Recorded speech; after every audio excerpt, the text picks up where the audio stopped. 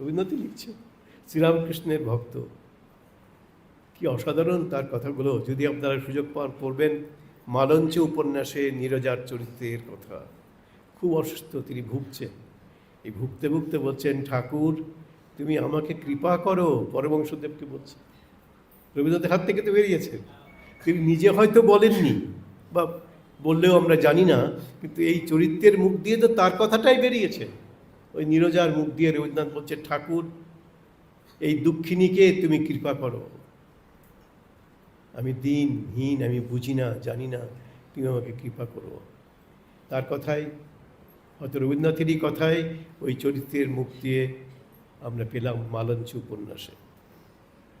আরও দু চারটা কথা কখনো কখনো রবীন্দ্রনাথ কাউকে বলেছেন বা চিঠির মধ্যে লিখেছেন, সেগুলি আমরা এখন অতি কষ্টে সংগ্রহ করছি।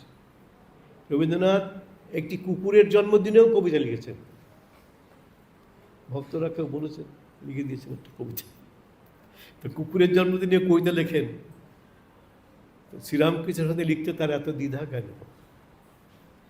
আসলে এগুলো বলতে ইচ্ছে করে না, কিন্তু বলছি। এই যে ব্রাহ্ম ধর্ম আন্দোলনটি তো শেষ করে দিলেন এই মানুষটি। কখনো একটা কথাও ব্রাহ্মদের বিরুদ্ধে বলেননি, কখনো কারোর বিরুদ্ধেই তিনি কোনো কথা বলেননি। কিন্তু আন্দোলনটি একেবারেই শেষ হয়ে গেল। কত শক্তিশালী আন্দোলন একটি হওয়ার কথা ছিল, রাজা রামমোহন রায় থেকে শুরু করে, কিন্তু কোথায়? আজকে সারা ভারতবর্ষের ইতিহাসে ব্রাহ্ম কজন আছেন? ব্রাহ্ম নেই, খুঁজেই পাওয়া যাবে না। 10 বছর আগে একটা হিসাব আমি নিয়েছিলাম, 323 জন ব্রাহ্ম সারা ভারতবর্ষে ছিলেন। 323 জন।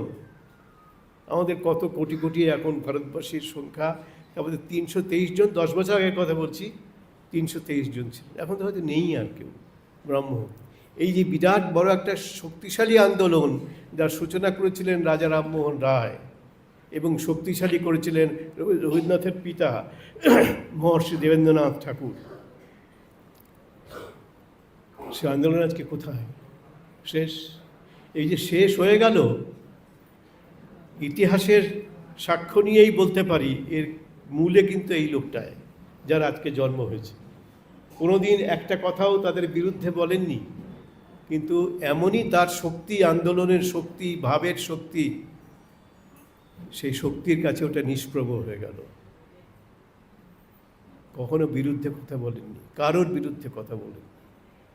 তবু এই ব্রাহ্ম ধর্ম আন্দোলন এত শক্তি, এত সম্ভাবনা নিয়ে এসে উপস্থিত হলো, কিন্তু শেষ হয়ে গেল।